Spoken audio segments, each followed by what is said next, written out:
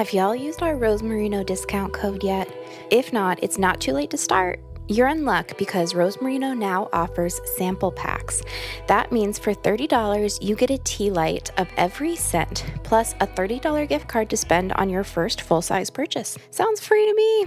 You can try my fave scent, the black tea candle, and April's fave, the fancy shampoo candle. You can't use our discount code on the sample pack, but you can use it on your first full-size purchase, which saves you more money in the end. Use our candle code SAF at checkout to save 20% off your first full-size purchase and or 50% off your first month of a subscription. That's rosemerinocandles.com and code SAF. We have exciting news for Fatmily in the US. The Body Reconnect Tour is bringing 6 US cities a workshop all about you and your body. And it's co-run by an amazing Fatmily member herself, Danielle Galvin of @IamDannyAdriana. The aim of the workshop is to bring people from the online space of body positivity together in real life. This October, there will be workshops in LA, Orem in Utah, Portland in Oregon, Chicago, Nashville, and New York City. Tickets are on sale now, and there are financial hardship and payment plan options available. Go to IamDannyAdriana.com or click the links in the show notes for more info and get your tickets ASAP. It's time to reconnect with your body. I'm Sophie. I'm April. And this is She's All Fat, the podcast for body positivity, radical self-love, and chill vibes only. This week, our junior producer, Lynn, is taking the reins to talk about the liberal arts, metrosexuality, and fatness in college. April, did you ever think this day would come? It's the end of the chapter. Totally. Calling body posse sisters. Hush those diet culture whispers. We like your body big or small. Rolls and ripples all for all. Sit on down, it's time to chat. She's all fat. Okay, this week for Obsessions, we're doing my obsessions and Lynn's obsessions, so y'all get to hear a little more about our cutie pie little junior producer. My obsessions are, number one, okay, I've been traveling a lot the last few weeks. I'm currently in San Diego with my boyfriend Victor's family for a week vacation. Before this, I was up in Portland visiting my college friends. Just July is a very busy month for us, but I've been excited to be at a lot of beaches, and I really, really like sand dollars, and my favorite like tide pool animals are sea urchins, and I found out this week that sand dollars are urchins. I did not know that, and now you know that, and I know that. Off the coast of California, Pacific sand dollars snuggle up together like a big pile of purple sea cookies. They're fuzzy, almost cuddly. But look closer. That fuzz is actually made up of tiny spines. I don't know why, I just really like sand dollars. They're very delicate and pretty. They're my favorite thing to find on the beach. And here in San Diego, I found a bunch, and I'm going to make a little project out of a couple of them. I'm like leaving, obviously, most of them here, but I'm taking 2 or 3 to make a little project for Victor, so don't tell. Also, I've been doing a lot of kind of Tumblr and Pinterest and Instagram Explore page scrolling, and I did find this really cool artist named Virginia Frances Sterrett from the early 20th century. She only illustrated like a few books because she had tuberculosis, and so she died at 30, which is really sad, but she had these really beautiful illustrations. I put some in my stories the other day. There's just something like magical about them. I don't know. I think something about those reminds me of like the illustrations that were in my Great Illustrated Classics books, especially the one in the King Arthur ones. Like I used to look at them for a long time, like the pictures, the illustrations that were like line drawings with like all the jewels and stuff. I don't know why that made such a big impression on me, but yeah. So I'm obsessed with her. And finally, I haven't been regularly shaving my legs or my armpits for like a couple years now, but there's at least one point every summer where I just get like so tired of having a body because it's so hot. And for some reason, something that makes me feel better is shaving my legs and like lotioning them up so that it feels really good to get in bed, like against the cool sheets. I also found this like lotion that's been helping with that has some like AHA in it. It's good for your legs too and your arms if you're getting some KP, which are like the bumps that are like not pimples and not clogged pores exactly. They're just like weird bumps. You can't like pick them off. You have to use exfoliation in some way. But anyways, so I shaved my legs and now I have to decide if I want to keep doing it or not. But I am obsessed with the feeling of shaved legs on cold sheets. I love being in a room with sunlight to take a nap and there's a fan going. That's like my favorite thing. Okay, let's move on to Lynn's obsessions. Lynn, take it from here. Hey everyone, Lynn here with every She's All Fat fan's dream. I get to list my obsessions on the pod. So let's get down to it. My first obsession, which I think I never thought I would say past the age of 9, is soccer. I feel like probably a lot of like queer people are feeling that way right now because of all of the like lesbian energy on the U.S. women's national team. I love watching the highlights of every single game the U.S. women's national team played this year because I did not follow soccer until I watched the World Cup kind of just on a whim, and I was like, oh my god, I love this. Follow like Megan Rapinoe on Instagram because even though she's super popular, she's also very cool. That's my first obsession. I'm also obsessed with this TV show that I feel like has been out for a while called Tuca and Bertie. You probably heard of it. It's on Netflix. It's made by the same people who did BoJack Horseman. It's about these two birds who are best friends. They're voiced by Tiffany Haddish and Ali Wong. I love the way that it does female friendship, female bonding. Tiffany Haddish's character is kind of like always like creating trouble for herself, and then Ali Wong's character is like very like anxious and also creating different problems for herself. But they're treated like so kindly and honestly, and it's also really funny. Third obsession. There are going to be 2, if you've been following in the newsletter and our Instagram, you know that I just moved to the Big Apple, New York City, and I'm very nervous, and I spend a lot of time on subways because I don't understand yet, and so I just keep getting on and off and on and off. So here's what I've been listening to. The podcast Just Break Up. It is kind of like a dating advice podcast. It's more like akin to things that I feel like myself and my friends are experiencing in our lives. Like they'll read letters that I'm like, whoa, did someone I know write that? They give advice in like somehow like these really insightful and like kind ways. And I feel like since I've been listening, I'm actually like incorporating a lot of advice that they give into my relationships, like both romantic and my friendships. So listen to Just Break Up. I really want to do a She's All Fat collab with them. And okay, my final obsession is a big one. King Princess, who I have been obsessed with for so long, and she's finally putting out a big full album. And my girlfriend started doing this thing where like almost every single week she will text me and ask like, when's the new King Princess album coming out? As if I had the answers. So if you haven't listened to King Princess, really good like queer pop, and I just like to look at her Instagrams because she's pretty. Alright, those are my obsessions. I hope you liked them. Maybe I'll throw you some more sometime. I really hope that you enjoy this episode. I'm really excited about it. All right, back to Sophie.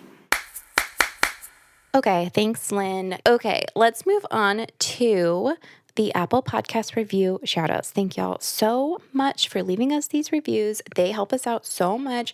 They help other people find the podcast. They help us feel good about ourselves. They help us get closer to new and noteworthy. So thank you to the following people associated with the following usernames: the other Kalina, Arena Allegra, Fat in the Woods, Fuck You Dean, which I really hope is about Gilmore Girls, Hannah Suggs, and Not the Pepper. Thank y'all so much. And of course, thank you so much to our patrons. Y'all keep the lights on here. You make it possible for us to do our work. We have a lot of upkeep costs here, and we, really rely on our Patreon to pay Maria and Lynn so that they want to keep working with us. So thank y'all to the following patrons: Mary Kate O'Keefe, Caitlin Marie, Annie Jansen, Rosa Dale Moore, Jack Skill, and Is This Life? Thank y'all so much. We could not do this without you, and you are the family. Okay, moving on. Next week's episode features the host of a podcast we love, Nancy. If you haven't listened, do it now to get ready for our talk. We're linking to it in the show notes. We love Nancy. Okay, call for submissions. Send us your ideas for next season. Let us know what you want next season to be like. We're going to be doing an episode at the end of this season that's kind of a recap of this season, since it was very different from previous seasons. And next season is just going to be improving on this one. And we want to tell you a little bit about what's been going on behind the scenes. And we want to hear from you about what you want to hear from us. So please let us know who you want to hear us interview, what you want us to talk about, send in your questions, etc., to FYI@she'sallfatpod.com. Also, want to shout out our Patreon Facebook group for Team Paisley Moo and above. This week in the group, which is a great place to go if you're considering DMing me a long personal anecdote on Instagram, and instead you want to just get support from other fat people, you can go join the Patreon and talk about it with those people, because they are an amazing, supportive community. They're there for each other. I love our Facebook group.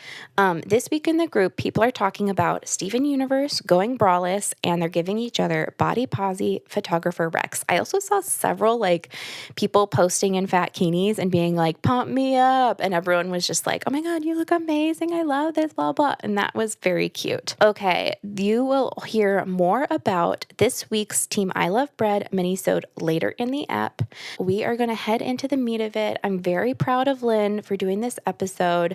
My college experience, I wasn't thinking about body positivity at all, and I am excited to have y'all hear what the college kids are doing these days, and also for our college kids to feel a little represented. All right, Lynn, take it away.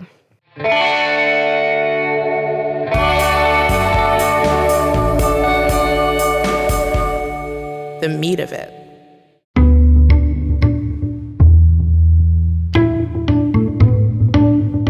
On my first day of college, I wore a baggy t-shirt that said Fry Your Brain with the Main, which was a band I was really into. And probably I wore a pair of dark jeans even though it was September in Minnesota. I was a straight-sized white girl with brown hair, so at Carleton College, I could have been anybody.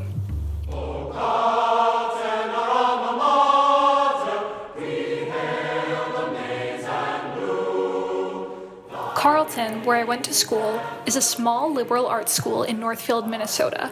That's about 40 minutes south of the Twin Cities. And when I say small, I mean the student body is about 2,200 students. It's predominantly white, only 27% students of color, only 5% black students. It's a wealthy school. The tuition now is around $70,000 a year, and over 50% of students don't even apply for financial aid. There's no statistic for student size, of course, or style, but I feel comfortable saying that Carleton's student body is overwhelmingly thin and crunchy.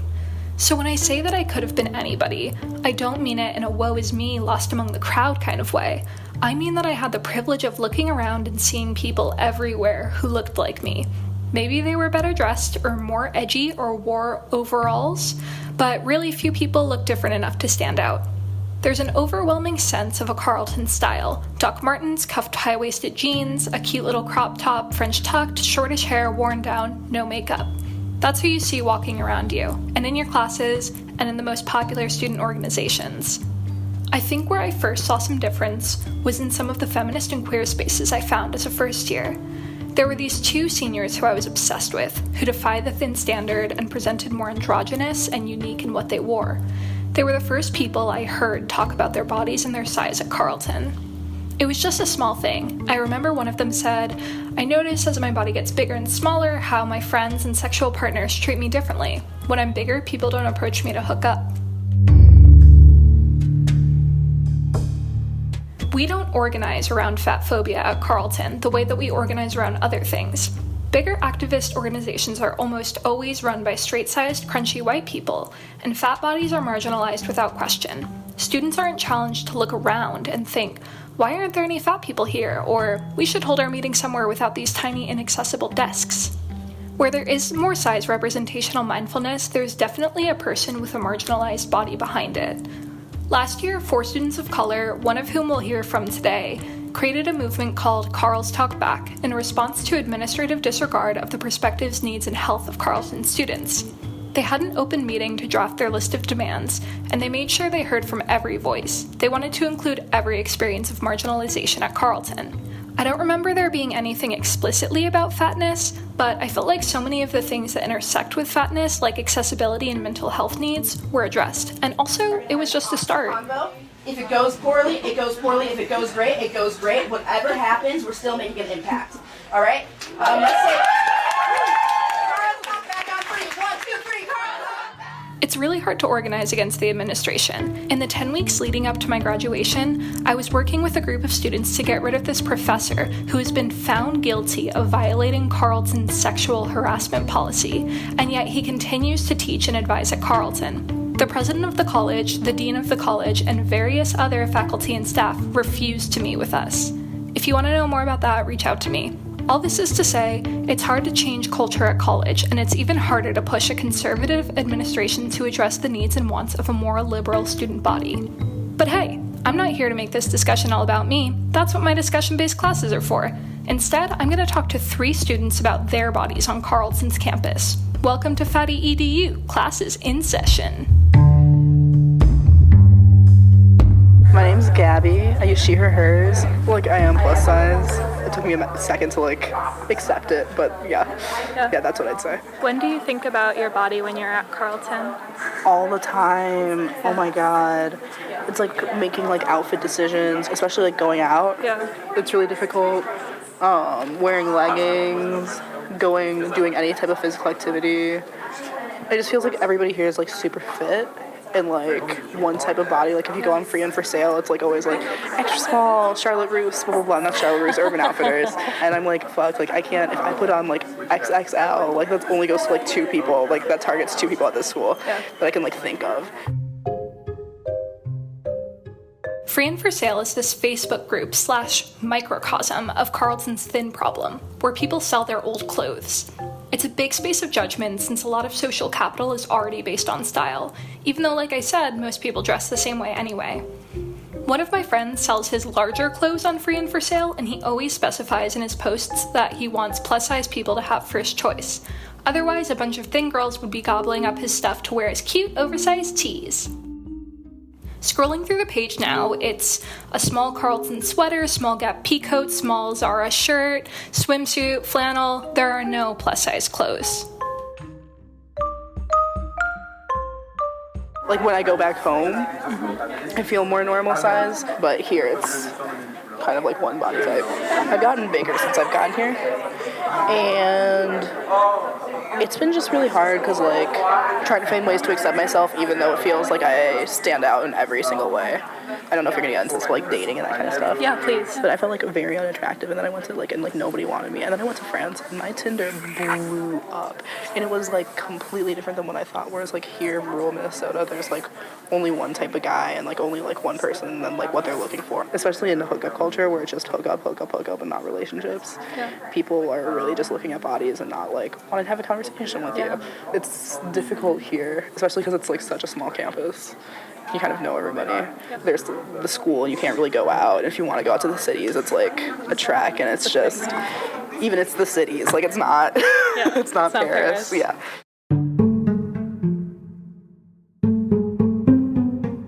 Northfield, Minnesota is definitely not Paris. When I said rural, I meant it. Carleton is surrounded on all sides by farmland. We just got a Starbucks last year. There's a big parade on the main street every year celebrating the defeat of Jesse James, an infamous bank robber of the late 1800s. This ruralness seems like an extra layer of hardship for students with non-normative bodies. In fact, everyone I talked to for this episode said something like this. Here in rural Minnesota, things are much worse than in my home city or the city I visited. And this idea reminded me a lot of... The original show was fighting for tolerance. Our fight is for acceptance. Let's do this. Netflix's Queer Eye, the reboot of the iconic 90s show where 5 gay men changed the life of struggling straight man, framed itself from the beginning as a show aiming for acceptance, and it follows that they spend their time in rural southern areas. This idea that those spaces are where queerness or otherness is not accepted, as opposed to the city where everything is pride, is hardcore fed to us everywhere in our culture. There's a good amount of writing on this cultural myth and a lot more to explore than what we're going to get to. Definitely listen to the Call Your Girlfriend episode interviewing Samantha Allen, who wrote about queer America outside of the big cities. There's also this article by gender studies scholar Aren Aizura that terms this theory metrosexuality. And in his writing, Aizura asks, is the city so much better? This question is especially relevant when we consider fatness, because statistically, rates of fatness are actually much higher in rural areas and lower in urban areas. But to that, Carleton College may physically exist in a rural area, but its demographics do not align with those of rural Minnesota on a whole, and definitely not rural America. So maybe it makes sense that in Gabby's experience, the metrosexual narrative fits. No, not the one where Bobby Burke redesigns her rural home, but the one where her body felt more normal or accepted in the city. I mean, we know from life experiences that cities are not fat safe havens, but I wanted to hear from Gabby about what types of things she experienced specifically as a student at Carleton that she didn't experience in the city. I know there are just a lot of things that I think about a lot more because I'm fat. When I'm at the dining hall, I'm like, oh, if I take a second dessert, is everybody looking at me? If I take this unhealthy food versus this healthy food, is everybody judging me and going oh, well, yeah, and that makes sense. This is a secret. I don't care. But on my way up LDC, because I'm in the French department, and it's on the 3rd floor, and the elevator is broken, which high key is that's not okay. So I go to the 2nd floor, I go to the bathroom, take a little breather, and then I go back up. Yeah. So I'm not up there so it's just there are certain things that I do, and I think it's because I'm so self-critical that I'm oh, if I'm thinking this, everybody else must be thinking this too. In case you didn't catch that, Gabby's saying that she alters her daily routine at Carleton because she's surrounded by people who don't look like her, which makes her feel especially visible. And when she's talking about walking up the LDC, she means the language building. The staircases are pretty steep, and always so crowded before and after class. I remember when I had a class in that building, I felt like I saw every single person I knew before I got to the 3rd floor, and all the while, Gabby's trying to catch her breath, make it seem easy to move through this small, crowded space, having to contend with hypervisibility as a plus-size woman of color. We actually got a voice memo from a Carleton alum who's a member of the family who made a good point about this visibility. There was a culture of work hard, play hard that encompassed both academics and bodies, with a pervasive wellness culture that contrasted with the play hard culture of frequent heavy drinking and the accompanying late night Domino's and sales mozzarella sticks that went along with that. So it was super important to be thin and athletic and crunchy while also making it look like you weren't actively trying to do any of these things. Additionally, nakedness was celebrated, but there were no examples of fat positivity, and as such, I was very hesitant to wear tight-fitting or revealing clothing or be naked in any sort of social situation because everyone else was smaller than me. All of those things definitely hold true to Carleton today. You can hear more about that in my conversation with this Anna about her 5-year college reunion in this week's Team I Love Bread minisode. But for now, let's explore visibility from a different angle, the boob angle. Did I mention? Part of thin Carleton is smaller boobs. It's like an aesthetic. There's definitely more diversity in terms of boob size, even among the straight-sized students, but only to the extent that no one really has to wear a bra, which is also an aesthetic. In In this interview, I talk with my friend Julia, who also just graduated, congrats, about how her boob size sexualizes her in a different way than her straight size friends, who get to choose when they display their chests. And we also talked about gay stuff. Here's Julia. I'm Julia. I use she, her pronouns. I'm from Chicago. How I would describe my body. I think I'm hot. The most noticeable things that are often pointed out to me are that I have incredibly massive boobs and no butt. So that's where we're at to start. And I actually think Carleton, or college, I guess, more so than high school, has been a more negative time surrounding my body. So I would expect it to be the opposite. That in high school is when everyone's like, haha, she's fat, or your boobs are big. But for whatever reason, when people said those things to me in high school, which wasn't super often, but when it did happen, it didn't really get to me as much. But it's different here. No one outwardly says anything, which I guess is a difference, because to a certain extent, it's almost like, maybe it's better if you say something, might as well put it out there how you feel about my body. But I get the sense that here, there just isn't as much respect for different bodies or bigger bodies. I'm surrounded by a lot of really skinny friends. It's hard to watch what other people go out in and feel as if I can't do that. It would be cool if I could wear a bra thing and just go out and feel totally myself, but I really can't. And I think it also heavily relates to dating culture or hookup culture on campus. Almost a sense of when I'm making a first impression, as if I want to hide it by having looser shirts on or just a more modest or moderate outfit. And there are random nights where I'm gonna wear the tightest thing that I have in my closet. I'm gonna go dance, and I'm gonna take pictures of myself, and it's gonna be great. Sometimes I leave those nights feeling great, and sometimes I leave those nights feeling like I was judged and people were looking at me and the people I was trying to flirt with weren't reciprocating, and all that stuff. So I haven't dated anyone at Carleton. I've barely hooked up with anyone at Carleton, a couple people. I felt that anyone I tried to pursue either didn't reciprocate or thought of it more as a friend thing, or after one time of hooking up would be okay, so we're done. And I don't want to owe it just to my body, but I kind of think to myself, well, what else? I think I'm a cool person. I think I'm an attractive person, a caring person. I have good self-esteem. And then I'm okay, so what is it? Could it just be that I have more of a stomach, or I have an unconventional body type? I've had a lot of conversations like this with friends at the end of a Saturday night, especially when we were trying to hook up with somebody and it didn't work out. And it almost never worked out.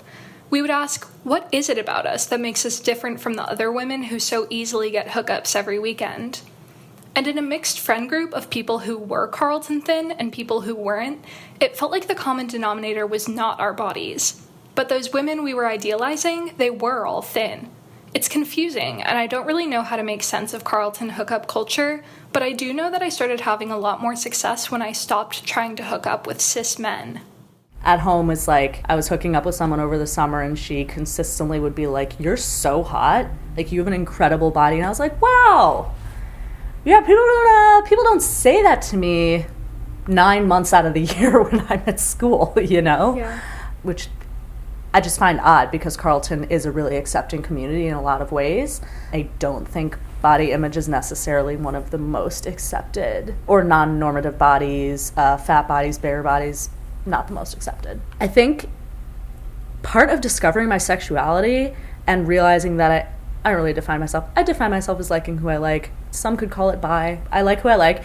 But as I started thinking, I feel like I could be attracted to women, or interested in hooking up with them or dating them, something I was noticing, whether it was on dating apps or meeting in person or hooking up, I never felt judged on my body. I certainly know that that's not always going to be true. I know that there are women out there who are very judgmental, but I think there's something about the gay communities that I've at least been part of where my body has felt very accepted and loved, and I'll hook up with a woman and that won't be the end of it, you know? I wouldn't even have to think about it. She'll text me the next day and be like, hey, that was great, want to hang out, you know? And I think that was a huge part of it too, in figuring out that related to discovering different parts of my sexuality is this newfound idea that like the most comfortable I've ever felt with my body in a sense has been with women. I hate it when dudes try to chase me, but I love it when you try to save me, 'cause I'm just a lady. I'm not saying that queerness is utopia, but maybe what I'm saying is that it's the future. Give it a little think, and when we come back, we'll talk to one of my favorite people at Carleton. I'm surprised when you kiss me.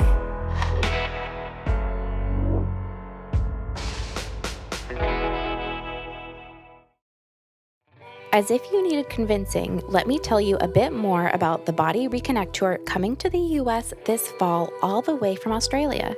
Danielle Galvin is a fat activist and peer advocate and longtime listener. Ashley Bennett of The Body Image Therapist is a counselor and body image specialist. Together, they've created a 5-hour workshop with 3 delicious parts.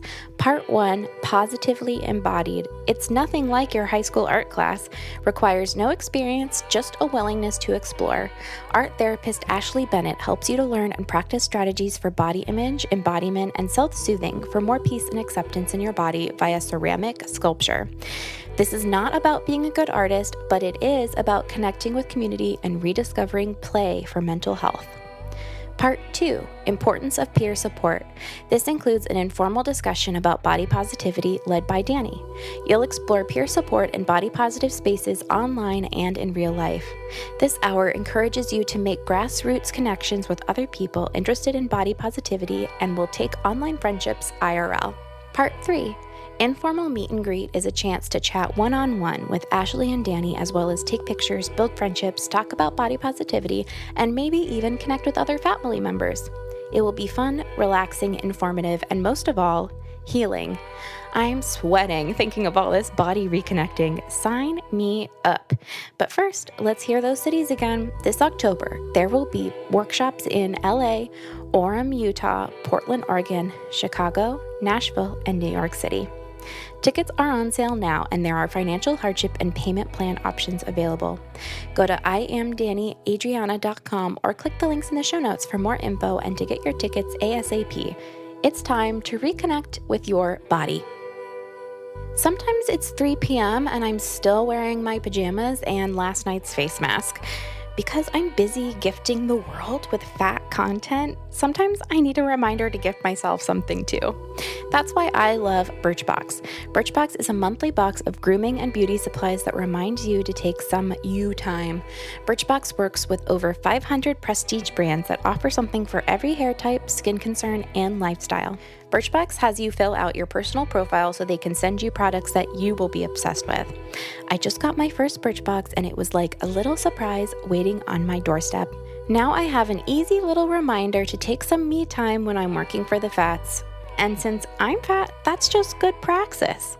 Head to birchbox.com/SAF to learn more about Birchbox and use promo code SAF to get $5 off your own monthly box of you time. That's promo code SAF at birchbox.com/SAF for $5 off your first Birchbox. birchbox.com/SAF. So away.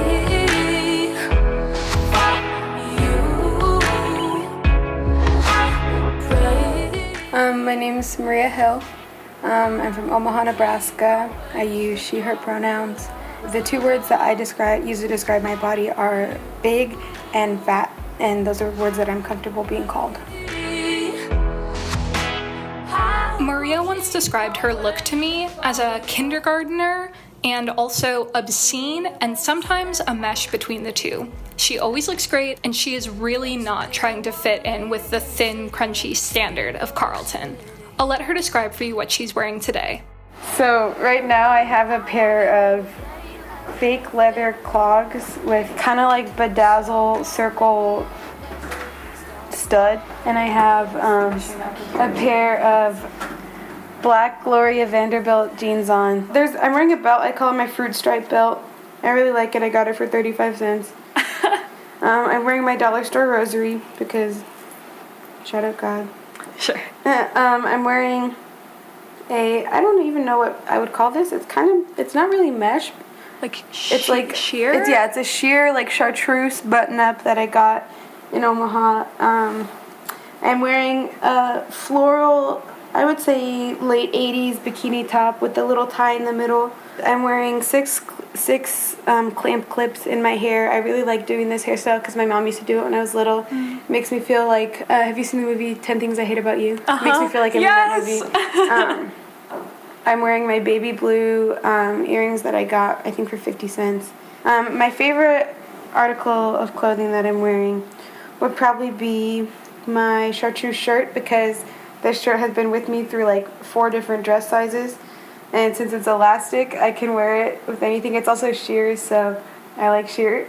Yeah. I also like my shoes. My mom calls them my clompers because they're really loud. Yeah.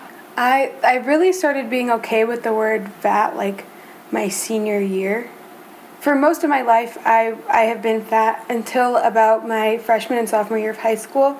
Freshman year, I was thinner, but I've had the same body type. So before accepting fat, I used thick because that's my body type, is that I'm like bottom heavy. Okay. And so it wasn't until like my senior year that I started seeing thick used more for like the body type and less like the size of a person. And so I was like, well, I can be thick and thin. Like I can be thin, small, my body can be smaller and I can still be thick, but like I can be fat and thick, if that makes sense. Yeah. So then I really liked the people who used the word fat because they used it in such a like radical way. And I was like 18 and obsessed with being radical and moving farther away from things that words I was comfortable using. When I came to Carleton, I expected it to be a really radical and like, not just in the politics, but in the way people dressed would be more like, I don't even know what the word would be, just like unconventional way. Then when I got here, I was dressing how I usually dress, which is like a lot. It's really loud. I looked around and everybody was dressed so bland. Yeah. And I was getting a lot of looks like for the things I was wearing, and they weren't good looks. Like, why did she think that she could put this on her body? Yeah. And so Carleton, I feel like I'm constantly thinking about my body because I'm constantly wearing clothes that show my body and accentuate my body.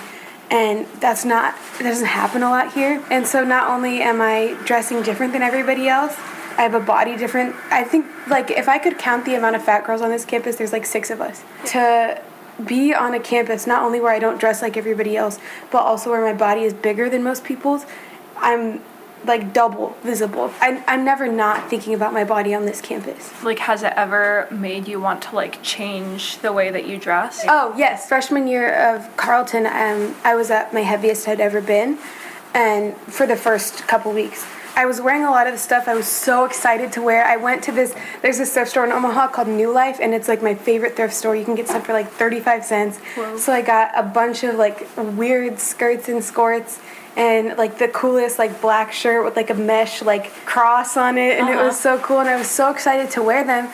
And I wore them for New Student Week, and then like looking around, I was like, damn, like everybody's looking at me. Yeah. And I would get compliments. Like there were 2 seniors that I thought were the coolest people in the world, and when they complimented me, it was like that day I felt on top of the world. I was like, I'm the baddest bitch on this campus. The moment I walked into the dining hall, it felt like everybody was staring at me. Yeah. I stopped like wearing a lot of the stuff that I wanted to until I went home for our 6-week-long winter break, and I like got really into the DIY like venue scene, and people there loved me. Yeah. They loved the way I dressed. They like encouraged it. Some of the people had little Instagram shops where they would sell stuff, and they were like, dude, you have to check it out. There's this one piece I know you're gonna love.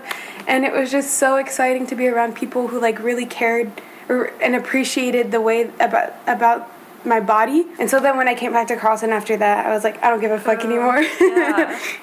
And so ever since like freshman winter, I've just worn whatever I've wanted to wear regardless of how big my body has been. It's not an easy place to stand out, but it's especially not an easy place if you have a marginalized body. The friends that I've made here at Carleton, their bodies don't look like mine, and like some of their styles do align really closely with mine, so it's nice to be able to walk with like my roommate who's from Miami, who will wear a bikini top like when she's walking, and like people will look at the both of us because we're both dressed like loud, but it's nice to know that you have somebody to know that you're not the only one being stared at. That whole house that I lived in last year was an incredible community. There were, like I said, those two seniors were really affirming. They graduated last year, but they still helped me like feel comfortable in myself.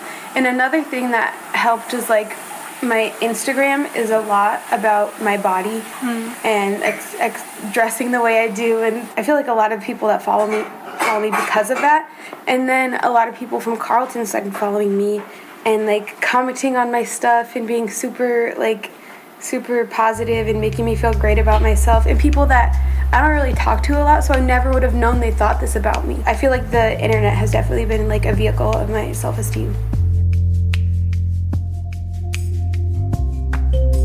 Yes, the internet is a vehicle. It's a Barbie Jeep with big comfy seats and free seatbelt extenders you don't have to ask for. And people like Maria are holding open the door for you to hop in. We always tell people who are early in the body positive journey to just follow a ton of fat Instagrams, just to see people talking about their bodies. Sochmeds is a big part of how Maria celebrates her body and her style because she can't always find a lot of people to celebrate with at Carleton. It's probably like that for a lot of fat college kids and fat high school kids. My junior year in high school, there was a hashtag on Twitter. It was like plus size appreciation. So I posted some pictures on there, and it got like a bunch of retweets. And so after that, I was like, maybe this whole body positivity thing is really valid. Yeah. I mean, I was so into it beforehand, but never for me. I love that people were appreciating their bodies, but I never thought it would work for me. I know like a lot of people complain about validation from strangers in this generation and their online validation, but honestly, like it really helped. So I made my Instagram public, and then I started almost exclusively posting full body pictures of myself. Middle school me was screaming. Full body pictures were like something I never did, but they were well received. I got this message from this girl in Canada, and she was like, I wanted to say, like, you're representing for all the big girls out there. And just getting that, I was like, I'm gonna keep posting. I'm gonna keep doing it and doing it. Yeah. So I was so in awe. I was like, these people are following me because they think my body and the way I present my body is something special. Yeah. And so, I mean, it's an Instagram follow, but it means a lot to me. Yeah.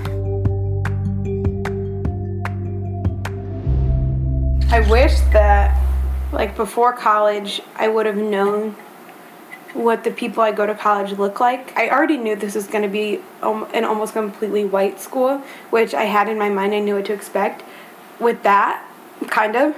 But I wish I would have known what the people here's bodies look like, and that I could have, like, been prepared to be the only fat girl in my class. So when I came here, I wasn't caught off guard, and I wasn't like completely thrown for a loop, you know? I also wish I would have known what the ideal girl here is at Carleton, which is like a skinny, mousy, brown-haired girl. Yeah. That's not what I grew up with as well. Like the people like my body was super appreciated at home, like in terms of like sexual attraction and like people like flirting with me and stuff. But here, I wish I would have known that I'm not the standard, because it really took a hit on my self-esteem my freshman year. So I wish I would have just known that wait till you go home for any sort of romantic or sexual thing, because you won't find it at Carleton. What I have seen the most here is that my friends who are thinner get approached more often than me, and I have to do a lot of the approaching, which I don't have to do at home.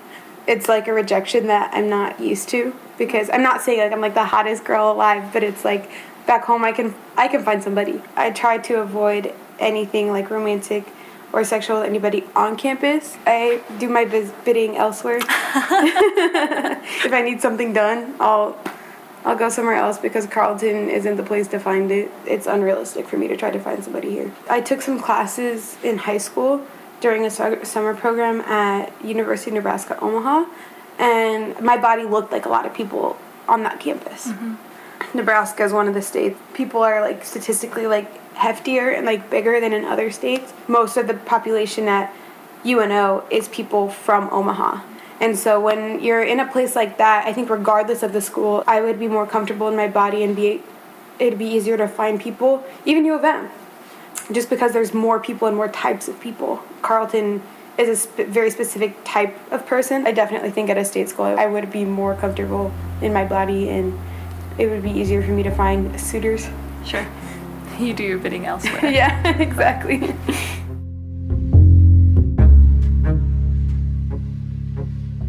On a social level, this makes a lot of sense. State universities have much larger and typically more diverse student populations, so you get more types of people. There's still an overarching Western beauty standard and maybe specific campus looks, but maybe not everyone's bending over backwards to adhere to that look, like at Carleton and schools like it. And it's probably not a coincidence that state schools were the ones that began to offer fat studies courses in the 2000s. It's a mess to read about that online because there was so much backlash, and now only a few universities offer fat studies. The only liberal arts college that I could find that does so is Oberlin. They've been offering inquiries in critical fat studies for a few years. This is interesting to me because Oberlin is incredibly similar to Carleton. It's a small liberal arts college in rural Ohio, about 40 minutes from Cleveland. There are a little under 3,000 students, about 26% students of color, 8% black students. The tuition is around $70,000. But Oberlin is known for its activism and liberalism, whereas Carleton does work to present itself as an academic institution first, with an active student body second. So maybe Oberlin can get away with a controversial course in fat studies, but Carleton is afraid to take that liberal step. I mean, it's only now in 2019 that Carleton's women's studies program is adding sexuality to its name. To me, it feels like if fat activism is going to start happening at Carleton and at the small schools like it, it's going to have to start with the students. Being home makes you realize this place does not matter. People's opinions of you at this place, they do not matter. My body existed at home separate of Carleton. I can be on this campus and be autonomous. My body is my own. Carleton doesn't have to shape my viewpoint on my body, doesn't have to shape my physical body. And that's another thing that just makes me feel so much better about being an upperclassman. I wish I had a day where I could just like scream at the fat kids on this campus and tell them how special their bodies are, and Carleton isn't going to change that. I feel like even if somebody screamed at me like that freshman year, I wouldn't have understood it. I think it is important to have people who can tell you those things, but you also need to kind of not live through it, because you don't have to live through oppression to like learn anything, but just kind of, there's an expression, you have to learn the reins. Learn the ropes? Learn the ropes, there you go. Okay. Of dealing with your body in the way that people see it, especially when you're like the only person with your type of body. I could talk about it forever. Me, Hiba, and Gabby last year actually were talking about starting like a body organization on campus, but we were worried, just like the body positivity movement has been co-opted. We were worried that our group would be co-opted, which I think is definitely really easy to happen on a campus like this. That's part of why I'm a gender studies major, is like the body and what the body means, what it means to have your body, and the implications, those kinds of things, and like what you as a person with your body like can do to feel comfortable in your body and make space for your body. If I were to start the organization, it would be for marginalized bodies. It wouldn't be just for fat bodies. It wouldn't be just for unconventionally attractive bodies. But it would also be for people whose bodies are like politicized and whose bodies are sources of oppression and angst. It's like a very specific, like, beyond body positivity. Yeah, it's not for everybody. Yeah. I don't want like thin white cis people coming to my group, because I think that's something that like happens time and again at Carleton. Yes, like a lot of our like feminist groups are just like white cis women, you know. I don't think it's a Carleton thing. I think it's a liberal thing. I think it's a white liberal thing, is to make everything about yourself. There's nothing like being in a group of people whose bodies are also marginalized. People who have face scrupulation, is that a word?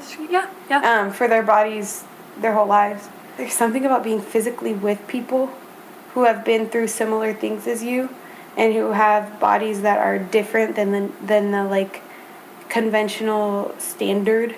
There's something about being with that group of people who have also been through some shit because of their body that helps you accept yours.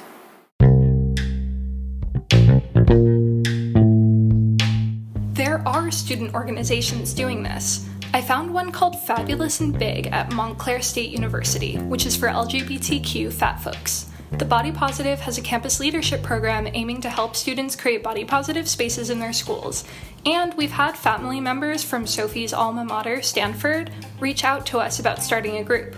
It sounds like they're doing great work. If you're on a campus that doesn't have some sort of space for fat people, for non-normative bodies, that's a tangible step to work towards.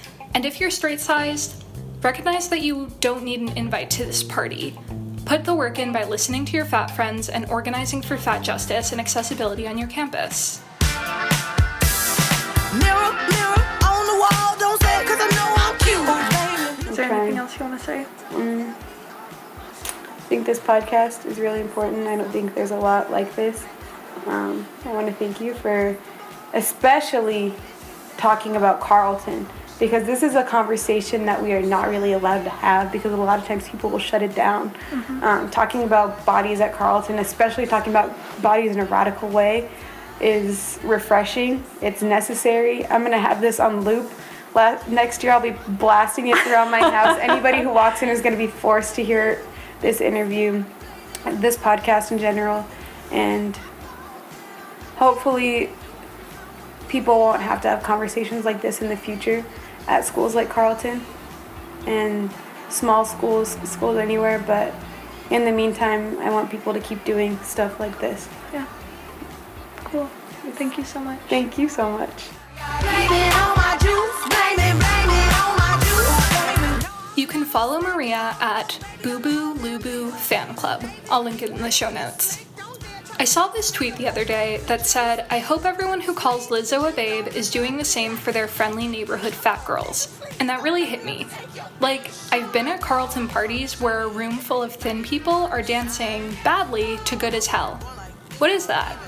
I was challenged in college to think about a lot of things, but I didn't really think about bodies or fatness until I started listening to She's All Fat. And that was the beginning of my junior year, folks. So seriously, share this episode and the rest of She's All Fat with at least one 2000s kid who's about to head into college or technical school or like the next phase of their life. Here are some reasons why. 1, because Gen Zers love a podcast. 2, because it's better than a gift card to a bookstore they're never gonna go to because screens. 3, because young people are the future and fat justice is the future. Thanks for letting me make this episode, Sophie and Maria. Thanks for the episode title, April. And thanks to Gabby, Julia, Maria, and all of the radical fat kids at Carleton. What? You better come get your man. I think he wanna be way more than friends. What? More than friends.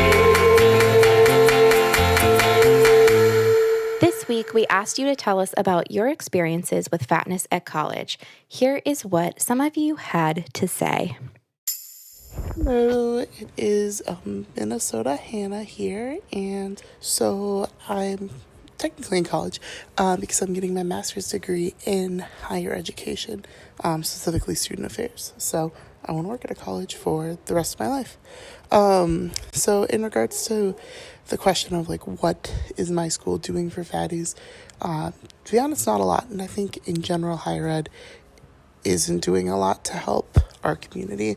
In my classes, we talk about a wide variety of identities, so people can understand the struggles that our future students are going to go through, and we just completely skip right over the fat community. So I know I'm really trying to make my presence known as a fat person and make the other people in my cohort think about the implications of the events they're doing and the inclusivity of the spaces they're using, and also just make them more comfortable around the term fat, because when I call myself fat, at first they all freaked out, and now they're kind of chill with it.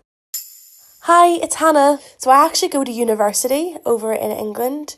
One thing that really bugs me is in the lecture theatre, we have these little desks that are meant to fold down in front of our chairs for us to write on. And I'd call myself a small fat, and it does not fit whatsoever. I barely fit in the chair, the desk won't come down, it's awkward, and people don't know whether to mention it or not. Yeah, I don't know how to broach the subject, whether to approach the university about it, because if I'm feeling this as, you know, a relatively small fat person, I can only imagine students who are bigger than me would find it even more of a struggle. So it kind of sucks, but I'm out here living my best life, and I love the podcast. So yeah, that's all I have to say. Bye. Thanks, Hannahs. And that's our show.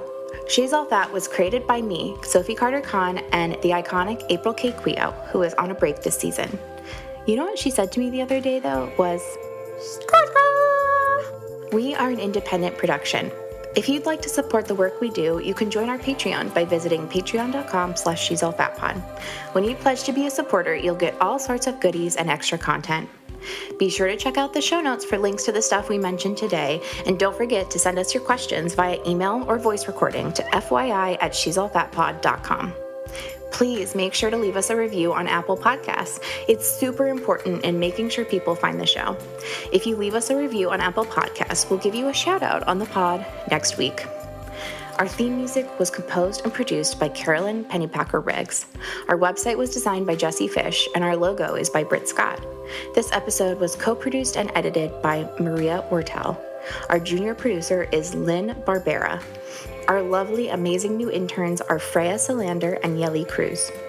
I am our host and co-producer. Our Facebook, Instagram, and Twitter handles are @She'sAllFatPod. You can find the show on Apple Podcasts, Stitcher, Spotify, Google Play, and wherever else you get your podcasts. Bye!